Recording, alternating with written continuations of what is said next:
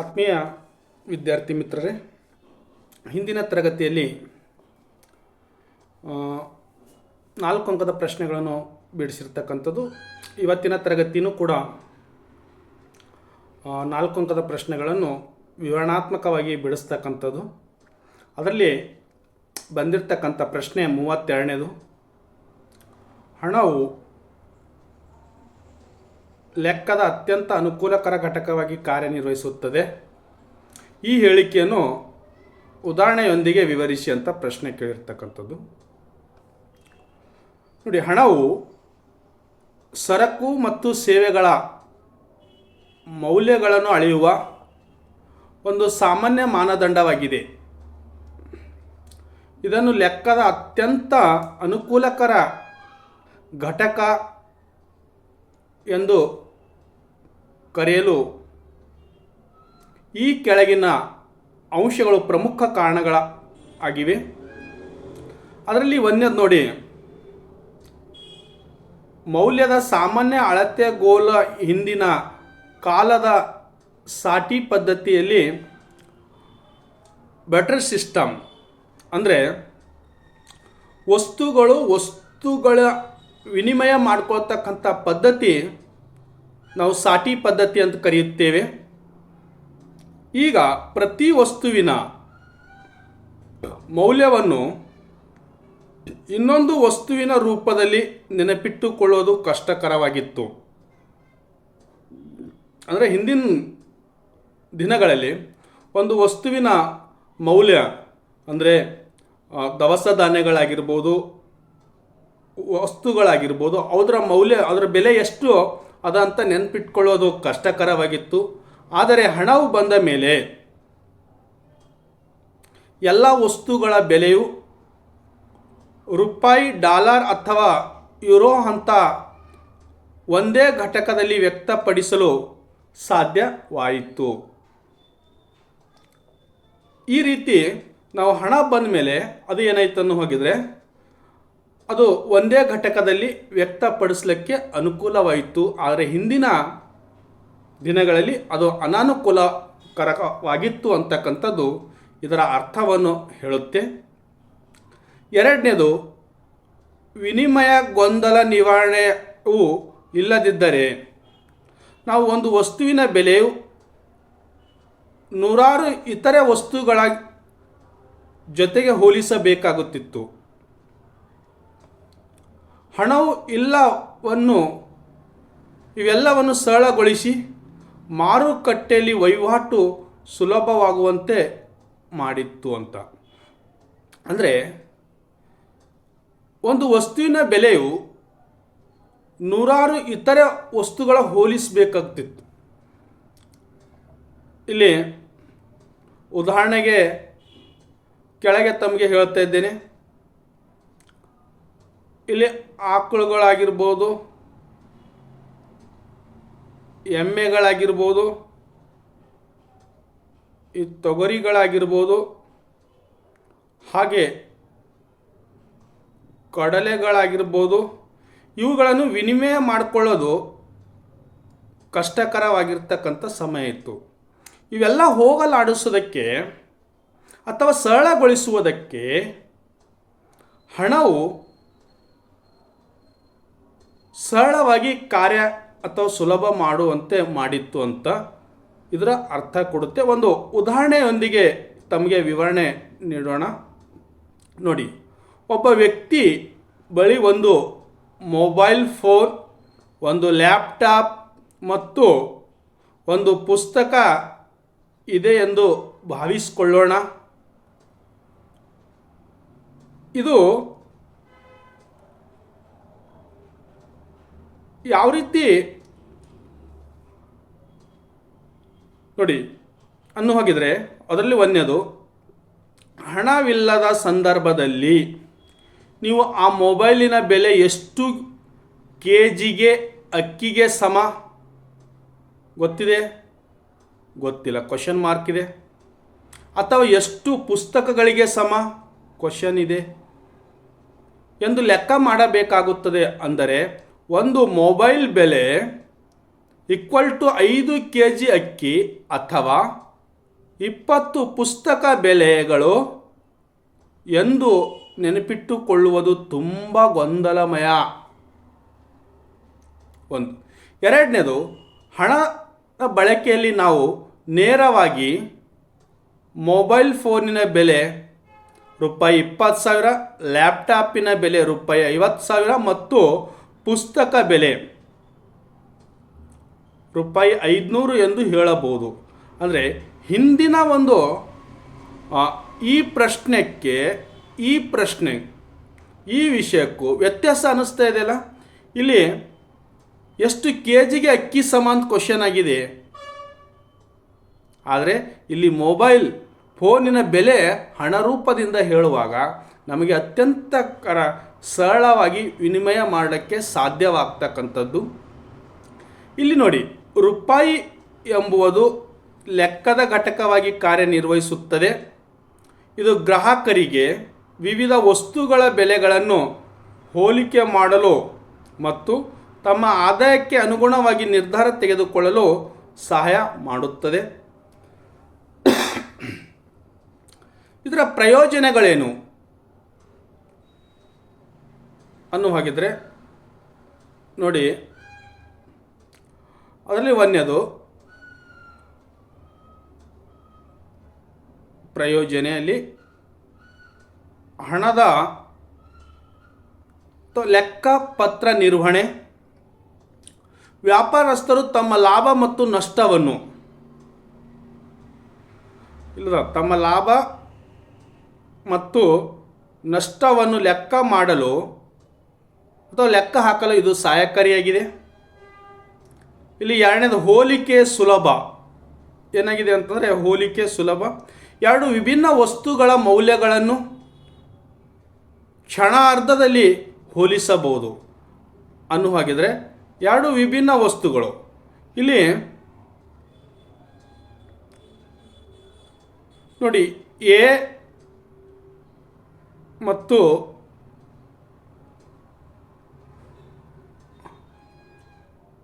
A ವಸ್ತುವಿನ ಬೆಲೆ ಮತ್ತು ಬಿ ವಸ್ತುವಿನ ಬೆಲೆ. ಇದಕ್ಕೆ ಎ ವಸ್ತುವಿನ ಬೆಲೆ 500 ಇದೆ ಅಂತ ಇಟ್ಕೊಳ್ಳಿ, ಮತ್ತು ಬಿ ವಸ್ತುವಿನ ಬೆಲೆ 400 ಇದೆ.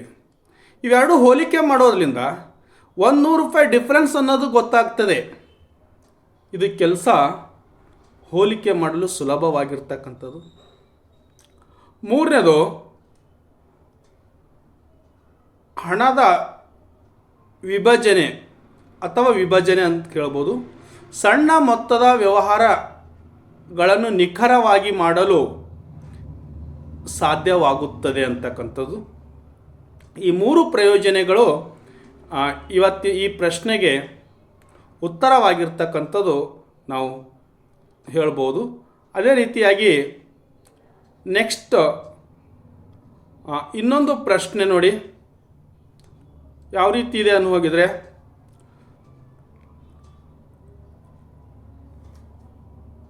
C=150 ಪ್ಲಸ್ 0.8y ಮತ್ತು I=200. ಇದು ಒಂದು ಮುಚ್ಚಿದ ಆರ್ಥಿಕತೆ ಬಗ್ಗೆ ನೀಡಲಾಗಿರುವ ಮಾಹಿತಿಯಾಗಿದ್ದು ಕ್ವಶನ್ ಇದೆ. ಅದರಲ್ಲಿ ಕ್ವಶನ್ ಏನು ಹೇಳುತ್ತೆ ನೋಡಿ, ಸಮತೋಲನ ಮಟ್ಟದ ಆದಾಯವನ್ನು ಲೆಕ್ಕ ಮಾಡಿ.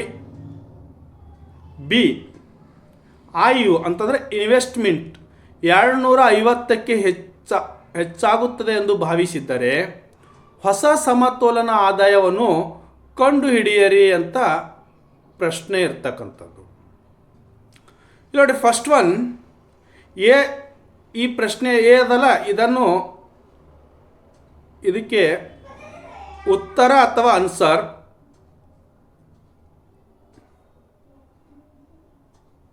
ಇಲ್ಲಿ ನೋಡಿ. ಉತ್ತರ ಸಮತೋಲನ ಮಟ್ಟದ ಆದಾಯ ಸೂತ್ರ Y=C+I. ಇಲ್ಲಿ Y ಅಂತಂತಂದರೆ ಆದಾಯ,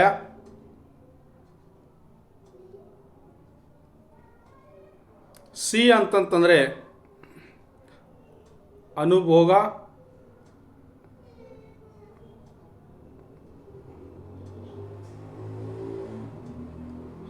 ಹಾಗೆ ಆಯ್ ಅಂತಂತಂದರೆ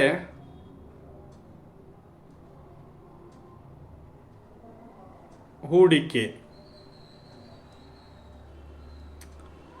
ಇನ್ಕಮ್, ಕನ್ಸಂಪ್ಷನ್ ಆ್ಯಂಡ್ ಇನ್ವೆಸ್ಟ್ಮೆಂಟ್. ನೋಡಿ, ವಾಯ್ ಈಕ್ವಲ್ ಟು ಕನ್ಸಂಪ್ಷನ್ ಅಂತಂತಂದರೆ 150 ಪ್ಲಸ್ 0.8 ವಾಯ್ ಆಲ್ರೆಡಿ ಪ್ರಶ್ನೆಯಲ್ಲಿ ಕೊಟ್ಟಿದ್ದಾರೆ. ಪ್ಲಸ್ ಆಯ್ ಅಂತಂತಂದರೆ ಇನ್ವೆಸ್ಟ್ಮೆಂಟ್ನ ಹೇಳಿದಲ್ಲ, ಹೂಡಿಕೆ ಪ್ಲಸ್ 200 ಹೂಡಿಕೆ ಇದೆ. ಈ ಒಂದು ಲೆಕ್ಕಾಚಾರ ನೋಡಿ ವಿದ್ಯಾರ್ಥಿಗಳೇ, ಇಲ್ಲಿ ವಾಯ್ ಈಕ್ವಲ್ ಟು ಅದನ್ನು ಈ ಕಡೆ ಪ್ಲಸ್ ಇದ್ದಿದ್ದನ್ನು ಈ ಕಡೆ ಬಂದಾಗ ಮೈನಸ್ ಆಗಿದೆ. Y equal to 0.8 y equal to ಆ 150 ಈ ಕಡೆ ಇರ್ತಕ್ಕಂಥದ್ದು ಈಕ್ವಲ್ ಟು 150. ಮೇಲ್ಗಡೆ ಆ ಇನ್ವೆಸ್ಟ್ಮೆಂಟ್ ಏನದಲ್ಲ 200 ಪ್ಲಸ್ 200. ಇಲ್ಲಿ ವಾಯ್ ಅಲ್ಲಿ 0.8 ವಾಯಲ್ಲಿ ನಾವು ಮೈನಸ್ ಮಾಡಬೇಕು ಅಂತಂದರೆ ಇದು ನಿಮಗೆ ತಿಳಿದಿರಬೇಕು ವಿದ್ಯಾರ್ಥಿಗಳಿಗೆ.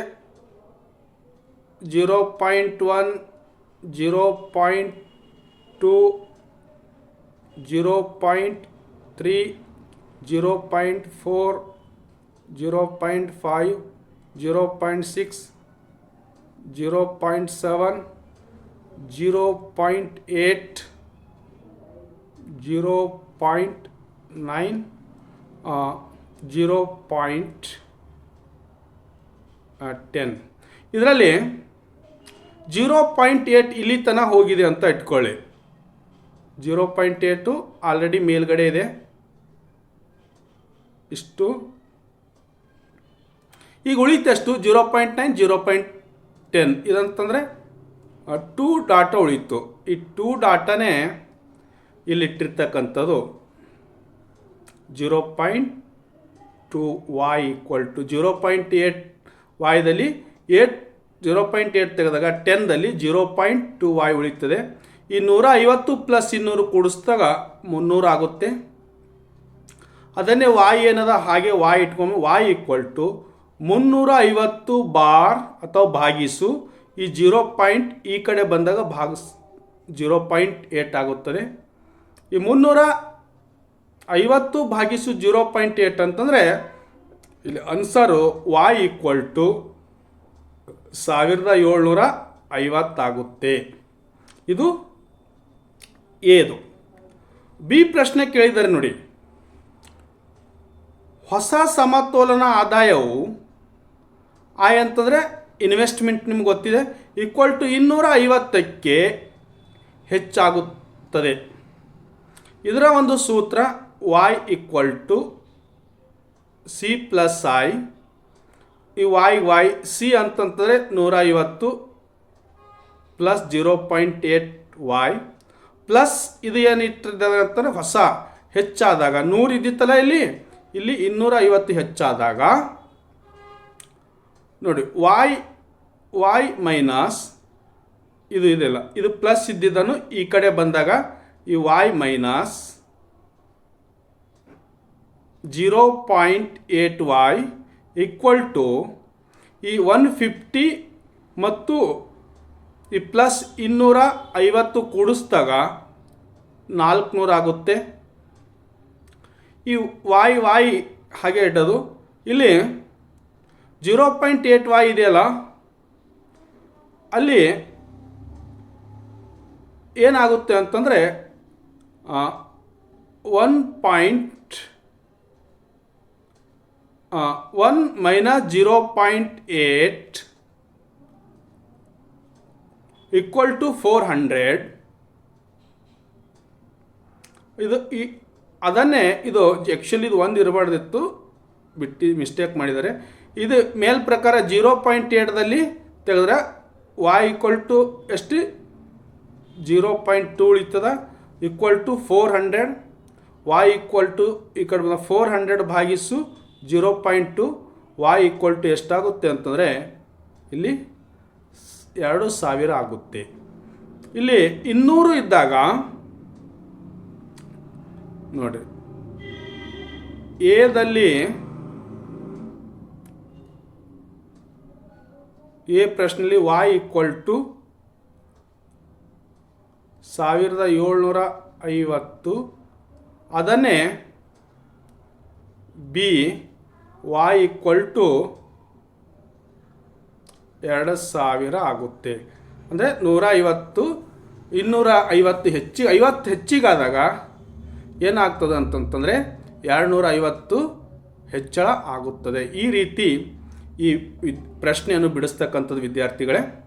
ಅದೇ ರೀತಿಯಾಗಿ ಇನ್ನೊಂದು ಪ್ರಶ್ನೆ ಇಲ್ಲಿ ನೋಡಿ, ಪ್ರಶ್ನೆ ಸಂಖ್ಯೆ 34ರಲ್ಲಿ ಮುಂಗಡ ಪತ್ರದ ಕೊರತೆಯಲ್ಲಿನ ಕಡಿತದ ಸಮಸ್ಯೆಯನ್ನು ಚರ್ಚಿಸಿ ಅಂತ ಪ್ರಶ್ನೆ ಕೇಳಿರ್ತಕ್ಕಂಥದ್ದು. ಈ ಪ್ರಶ್ನೆ ನೋಡಿ, ಸರ್ಕಾರದ ವೆಚ್ಚವು ಅದರ ಆದಾಯಕ್ಕಿಂತ ಹೆಚ್ಚಾದಾಗ ಏನಾಗುತ್ತದೆ ಅಂತಂದರೆ ಬಜೆಟ್ ಕೊರತೆ ಉಂಟಾಗುತ್ತದೆ. ಈ ಕೊರತೆಯನ್ನು ಕಡಿಮೆ ಮಾಡಲು ಸರ್ಕಾರವು ವೆಚ್ಚ ಕಡಿತ ಅಥವಾ ತೆರಿಗೆ ಏರಿಕೆ ಅಂತ ಕ್ರಮಗಳನ್ನು ಕೈಗೊಳ್ಳುತ್ತದೆ. ಆದರೆ ಇದು ಕೆಲವು ಸಮಸ್ಯೆಗಳನ್ನು ಸೃಷ್ಟಿಸಬಹುದು. ಇಲ್ಲಿ ನೋಡಿ ಯಾವ ರೀತಿ ಅಂತಂದರೆ, ಇಲ್ಲಿ ವೆಚ್ಚಕ್ಕಿಂತ ಆದಾಯ ಹೆಚ್ಚಾಗಿದೆ ಅಂತಂತಂದರೆ ವೆಚ್ಚವು ಅದರ ಆದಾಯಕ್ಕಿಂತ ಹೆಚ್ಚಾಗಿದೆ. ನೋಡಿ ಇಲ್ಲಿ y ಅಂತಂದ್ರೆ ಆದಾಯ ಒಂದು 2000 ಇದೆ ಅಂತ ಇಟ್ಕೊಳ್ಳೋಣ ಆದಾಯ. ಆದರೆ ಸಿ ಅಂತಂದರೆ ಕಾಸ್ಟ್ ಎಷ್ಟಿದೆ ಅಂತಂತಂದರೆ 2500 ಇದೆ ಅಂತ ಇಟ್ಕೊಳ್ಳೋಣ. ಅಂದರೆ ಆದಾಯ 2000 ಇದ್ದಾಗ ವೆಚ್ಚ 2500 ಆದಾಗ ಇಲ್ಲಿ ಕೊರತೆ ಎಷ್ಟಾಯಿತು? ಈ ಕೊರತೆ 500 ಆಗುತ್ತೆ. ಎಷ್ಟಾಗುತ್ತೆ? ಈ 500. ಈ ಕೊರತೆಯನ್ನು ಸಮಸ್ಯೆಯನ್ನು ಕಡಿಮೆ ಮಾಡೋದಕ್ಕೆ ಅಥವಾ ವೆಚ್ಚವನ್ನು ಸರಿದೂಗಿಸೋದಕ್ಕೆ ನಾವು ತೆರಿಗೆ ಆದರೂ ಹೆಚ್ಚಳ ಮಾಡ್ಬೋದು ಅಥವಾ ಸರ್ಕಾರದ ವೆಚ್ಚ ಆದರೂ ಕಡಿಮೆ ಮಾಡ್ಬೋದು. 2 ಪಾಯಿಂಟ್ಸ್ ಇವೆ. ಈ 2 ಪಾಯಿಂಟ್ಸನ್ನು ಸೃಷ್ಟಿ ಮಾಡೋದಕ್ಕೆ ಕೆಲವು ಸಮಸ್ಯೆಗಳ ಸೃಷ್ಟಿಯಾಗುತ್ತದೆ. ಅದರಲ್ಲಿ ಒಂದೇ ನೋಡಿ, ಏನು ಸಮಸ್ಯೆ ಸೃಷ್ಟಿಯಾಗಿದೆ ಅಂತಂತಂದರೆ ಕಲ್ಯಾಣದ ಕಾರ್ಯಕ್ರಮಗಳಿಗೆ ಹೊಡೆತ. ಇಲ್ಲಿ ಕಲ್ಯಾಣದ ಕಾರ್ಯಕ್ರಮಗಳಂತಂದರೆ ಏನು ಅಂದರೆ ಶಿಕ್ಷಣ, ಆರೋಗ್ಯ ಮತ್ತು ಸಬ್ಸಿಡಿಗಳ ಮೇಲಿನ ವೆಚ್ಚವನ್ನು ಕಡಿಮೆ ಮಾಡುವುದರಿಂದ ಬಡ ಮತ್ತು ಮಧ್ಯಮ ವರ್ಗದ ಜನರ ಮೇಲೆ ಕೆಟ್ಟ ಪರಿಣಾಮ ಬೀರಬಹುದು. ಅಂದರೆ ಈಗ ಸರ್ಕಾರ ಶಿಕ್ಷಣದಲ್ಲಿ, ಆರೋಗ್ಯದಲ್ಲಿ ಮತ್ತು ಕೆಲವು ಸಬ್ಸಿಡಿಗಳು ಬಡ ವಿದ್ಯಾರ್ಥಿಗಳಿಗೆ, ಮಧ್ಯಮ ವರ್ಗದವರಿಗೆ ಸಹಾಯ ಮಾಡೋದಕ್ಕೆ ಕಲ್ಯಾಣ ಕಾರ್ಯಕ್ರಮಗಳನ್ನು ಹೈಕೊಳ್ತಾ ಇದೆ. ಈ ಕಲ್ಯಾಣ ಕಾರ್ಯಕ್ರಮಗಳನ್ನು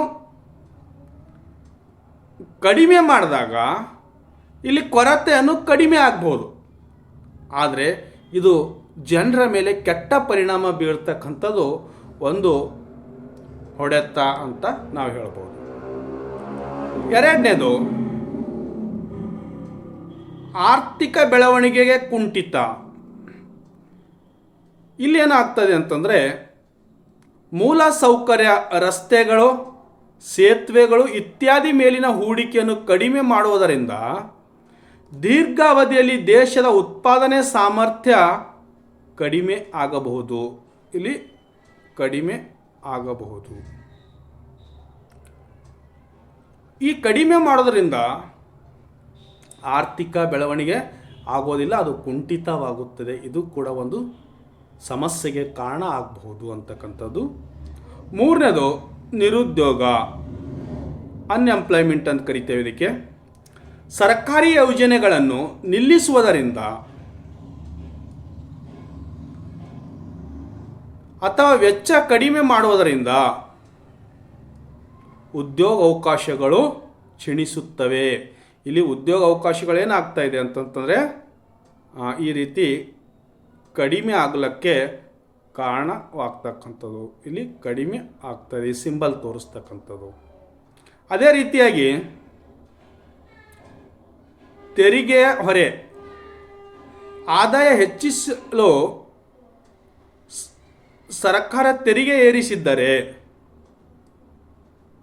ಜನರ ಕೈಯಲ್ಲಿರುವ ಖರ್ಚು ಮಾಡಬಹುದಾದ ಆದಾಯ ಕಡಿಮೆಯಾಗಿ ಬೇಡಿಕೆಯನ್ನು ಕುಸಿಯುತ್ತದೆ. ಹೀಗೆ ಮಾಡೋದ್ರಲ್ಲಿಂದ ಕೂಡ ಇದು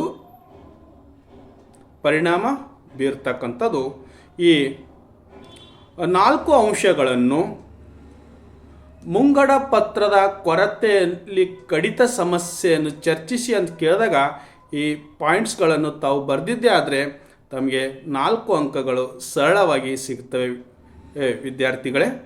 ಹಾಗೆ ಇನ್ನೊಂದು ಕ್ವಶನ್ ನೋಡಿ.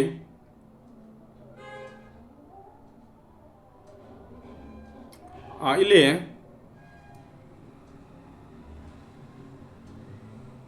ಕ್ವಶನ್, ಸಂದಾಯ ಬಾಕಿ ಚಾಲ್ತಿಯ ಭಾಗಗಳ ಪಾಠವನ್ನು ಬರೆಯಿರಿ ಅಥವಾ ಪಟವನ್ನು ಬರೆಯಿರಿ ಅಂತ ಕ್ವಶನ್ ಇದೆ. ಇದು ಪಾಠ ಆಗಿದೆ. ಪಟವನ್ನು ಬರೆಯಿರಿ ಅಂತ ಕೇಳಿರ್ತಕ್ಕಂಥದ್ದು. ಇಲ್ಲಿ ಪ್ರಶ್ನೆ ನೋಡಿ ವಿದ್ಯಾರ್ಥಿಗಳೇ,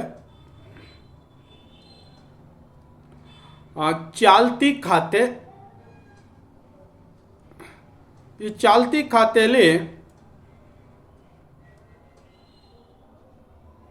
ನಾ ಹಾಕ್ತಕ್ಕಂಥ ಚಾಲ್ತಿ ಖಾತೆಯಲ್ಲಿ 3 ವಿಧಗಳು ಬರ್ತವೆ. ಫಸ್ಟ್ ಒಂದು ಸರಕುಗಳ ವ್ಯಾಪಾರ ಅಂತ ಕರಿತೇವೆ. ಈ ಸರಕುಗಳ ವ್ಯಾಪಾರದಲ್ಲಿ ಅಂದರೆ ವಸ್ತುಗಳ ವ್ಯಾಪಾರ ಅಂತ ಕರಿತೇವೆ. ಇದು ಸರಕುಗಳ ರಫ್ತು ಅಂತ ಕರಿತೇವೆ. ಈ ಸರಕುಗಳ ರಫ್ತು ಅಂತಂತಂದರೆ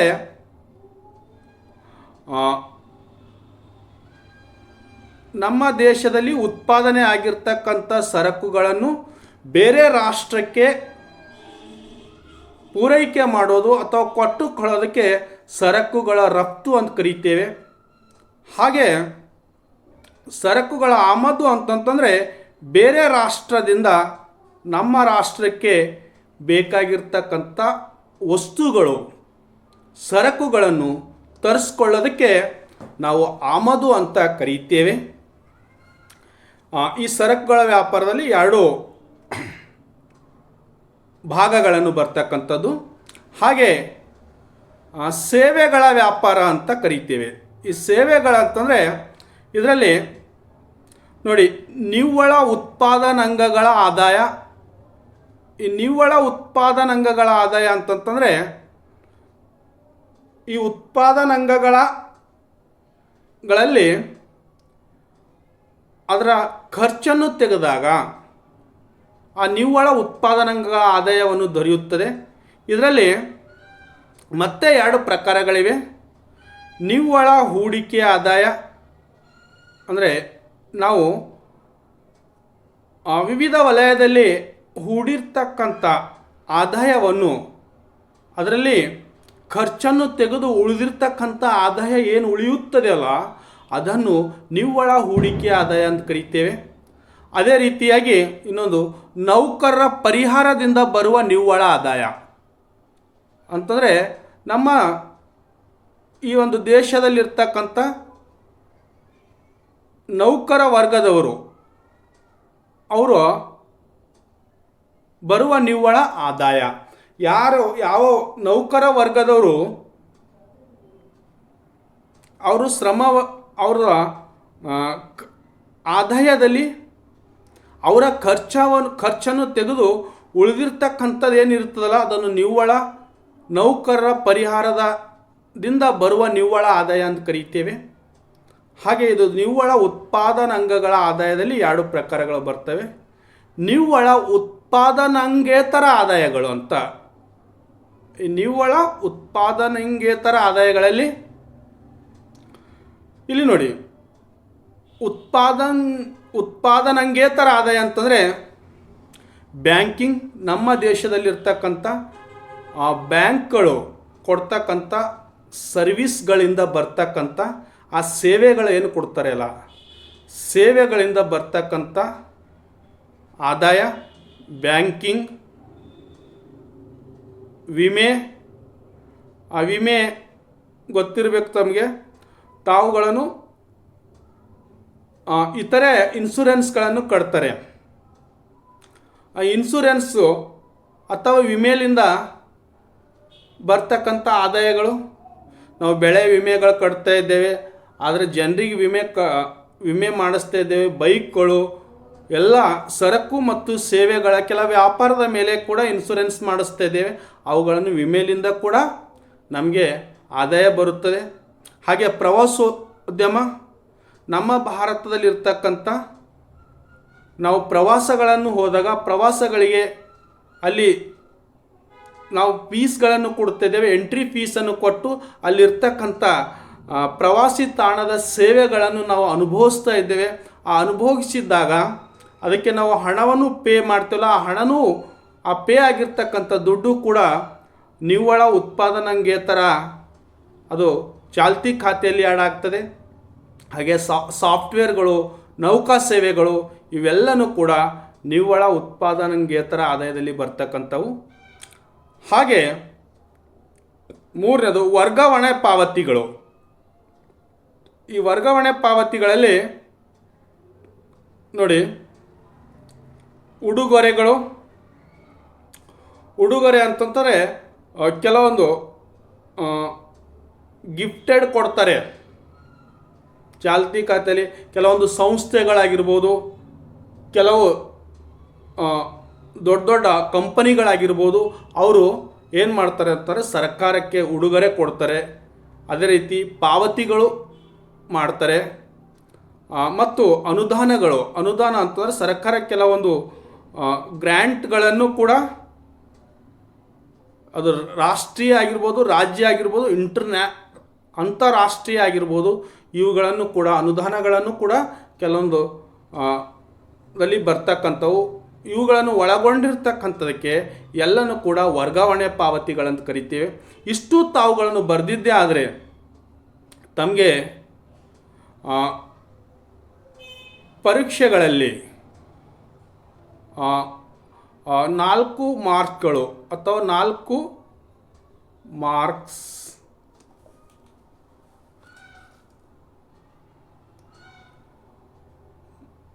ಮಾರ್ಕ್ಸ್ ಅಥವಾ ಅಂಕಗಳು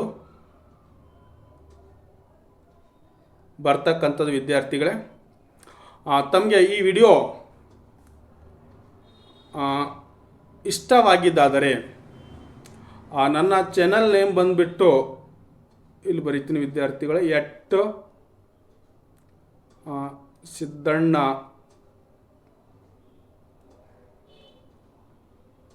ಶೆಟ್ಟಿ ಅಂತ, SIDDANNSHETTY ಶೆಟ್ಟಿ ಅಂತ ನೀವು ಟೈಪ್ ಮಾಡಿದಾದರೆ ನಮ್ಮ ಚಾನೆಲ್ ನೇಮ್ ಬಂದುಬಿಟ್ಟು ಇದು ಆಗಿರ್ತದೆ. ಇದನ್ನು ಓಪನ್ ಮಾಡಿದರೆ ಸಬ್ಸ್ಕ್ರೈಬ್ ಮಾಡಿ, ಬೆಲ್ ಐಕನ್ ಒತ್ತಿ. ನಾನು ಮಾಡ್ತಕ್ಕಂಥ ಪ್ರತಿಯೊಂದು ವಿಡಿಯೋಗಳನ್ನು ತಮಗೆ ಬೇಗನೆ ಬಂದು ತಲುಪುತ್ತವೆ ಅಂತಕ್ಕಂಥ ಮಾತನ್ನು ಹೇಳ್ತಾ ಇವತ್ತಿನ ತರಗತಿ ಇಲ್ಲಿಗೆ ಮುಗಿಸ್ತಾ ಇದ್ದೀನಿ. ಇದೇ ಕ್ವಶನ್ ಪೇಪರ್ದ ಮುಂದಿನ ಪಾರ್ಟ್ಸ್ದಲ್ಲಿ 6 ಅಂಕದ ಪ್ರಶ್ನೆಗಳನ್ನು 6 ಮಾರ್ಕ್ಸ್ ಅಂಕಗಳನ್ನು ತೆಗೆದುಕೊಂಡು ಬರ್ತಾ ಇದ್ದೇನೆ. ತಾವುಗಳನ್ನು ಇದು ಕೂಡ ಆಲಿಸಬೇಕೆಂದು ಹೇಳ್ತಾ ಇವತ್ತಿನ ತರಗತಿ ಇಲ್ಲಿಗೆ ಮುಗಿಸ್ತಾ ಇದ್ದೇನೆ.